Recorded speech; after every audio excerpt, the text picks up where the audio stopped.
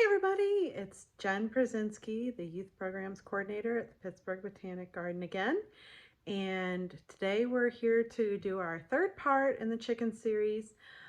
Today we're going to be talking about some tips and tricks that I've learned over the years managing chickens, from predators and pests to how to deal with heat and cold.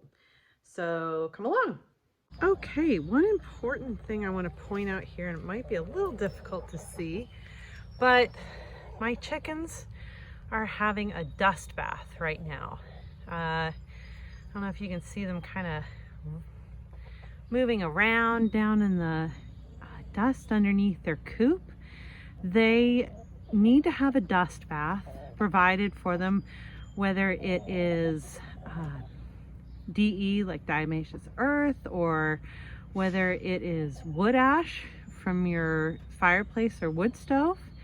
But they do need to have a dust bath. This helps them to keep insects down on their skin, and they just love it, as you can see.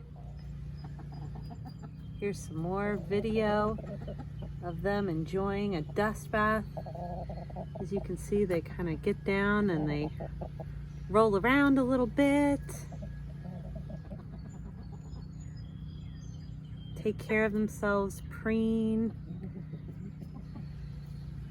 These are all really important social things for chickens, and they're also really important for their overall health. So make sure that you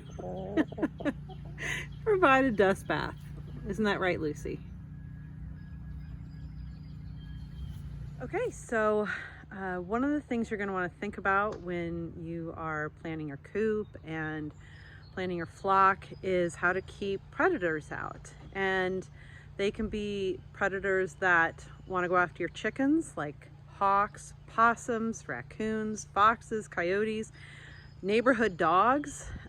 The neighbor dog who seems so sweet, they are trained sometimes to go after birds. That's their instinct, and it's not that they're bad animals or anything like that, but you do need to think about how to protect your chickens, because chickens are prey animals and they have natural instincts to protect themselves, which we'll talk about in a minute with hawks. But as chicken keepers, you're going to need to think about that for them. So in our first video, we talked about the wire, and in the second video actually, and how you don't want to use chicken wire. You want to use hardware cloth, much stronger, much more difficult, if not impossible, for predators to get in. And it is hard to work with, but it's worth it. But one of the things you're going to want to think about is the rodents that these birds can attract just through their food. Chickens are pretty messy birds, and they like to get their food all over the place, and there are plenty of rodents who would love to come clean that up. And your neighbors are not going to be super appreciative if you have rodents around. So here's how we have solved this in our house. It's quite muddy right now, but underneath you can see we put chicken wire down on the length of the run, all the way from underneath all the way across. So essentially their entire run is wrapped in hardware cloth. So it is completely rodent proof at this point. We also have our automatic door, which will keep them in at night. And as you can see inside, there's my feeder, so that at night the door closes and the food is locked inside with the chickens, so that even if a rodent were able to get inside to our coop here, it can't get inside to the food where it wants to get to. You're also going to want to think about food storage. So if you have a bag of open chicken feed in a barn or in some kind of outside area, or even if in your garage, and rodents might be able to get to it, you'll run into problems. So what I've done is I've gone and gotten a metal trash can with a lid, and this is where I keep my chicken feed. And this way I can keep it outside and we don't have any problems with any predators. Now, if you have really active raccoons in your area, you might want to put a rock on top of that to keep them out of there. And if you have bears in your area, well, then you're going to definitely want to store that in a secure location, because waking up to a bear is not fun for anyone. So we talked about predators, and one of the other predators you're going to want to think about are hawks. So we have the hardware cloth that wraps all the way around and goes up above as well, so that no hawks can fly in and surprise them and eat them, because they're probably the most easily accessible predator in our area. Now, I like to let my chickens out. They enjoy being outside, and besides being outside and just enjoying some free time to run in the grass, they also are really great at eating ticks in your yard. So if you have a problem with ticks in your backyard, or if you have deer, it's a great practice to be able to let them outside. But when you let them outside, you need to think about how to protect them from hawks out here. Now, in my backyard, we have kept shrubs pretty much that line all the way around, so that if there's a hawk that flies overhead, they can run into the bushes and save themselves. But usually with my chickens, I stay outside with them just to protect them. If you're close by, a hawk generally will not come after them, but you never know, so better safe than sorry. In the last video, we talked about how to make sure your chickens are safe in the cold and keeping their water supply unfrozen, whether that means defrosting it every morning by hand or having an electric heater underneath your metal water. And I showed you my chicken TV, also known as my little ceramic heater inside the coop. If it gets really, really cold in your area, you might want to think about supplemental heat. I do it because I just want them to be warm and comfortable all winter. But you're also going to want to think about the heat, because it's spring right now and we're starting to have a little bit warmer weather showing up, and chickens need to have heat considerations as well. So in my coop, I have a nice big window.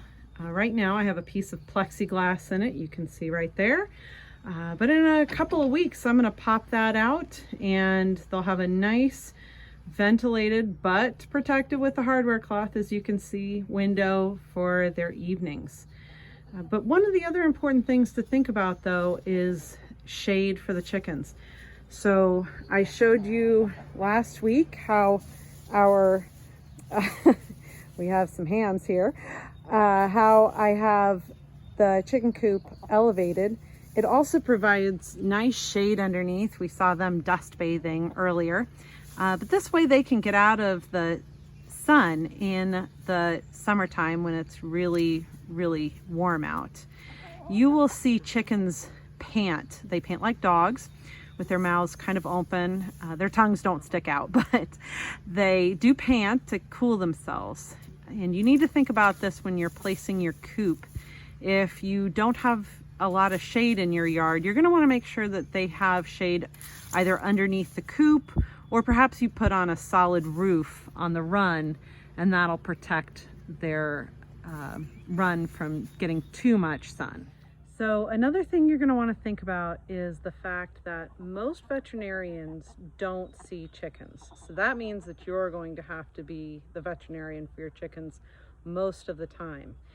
And it really isn't that big of a deal. Most of the time, the injuries or illnesses that chickens get are fairly easily healed by yourself. You just need to do a little preparation, have some things on hand, and make sure that you have access to a forum online for emergencies or a book on chicken health emergencies. One of the things that I like to have on hand is this product called Blue Coat. And the reason I love it is that it's basically like Neosporin for chickens.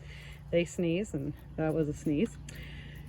But this is great because, as you can see, like I showed you last week, some of my chickens have pulled their feathers out, and when chickens see red, they will continue to peck until they can draw blood and actually kill one another. So this product, it acts like a germicide and a fungicide, but it also dyes the area a blue color rather than red, so they don't have that urge and the instinct to peck at it. So as you can see, I have tried to put a little coating on Ethel and Jackie over here, and it is really hard to aim well. Make sure when you do this that you're wearing clothes that you don't mind getting stained, and wear some gloves or be prepared to have blue fingers like I do here. One of the other resources I really like to have is this book, Chicken Health for Dummies. It has all kinds of ailments, uncommon and common, that you can look up and find the solutions to. You can also check out backyardchickens.com.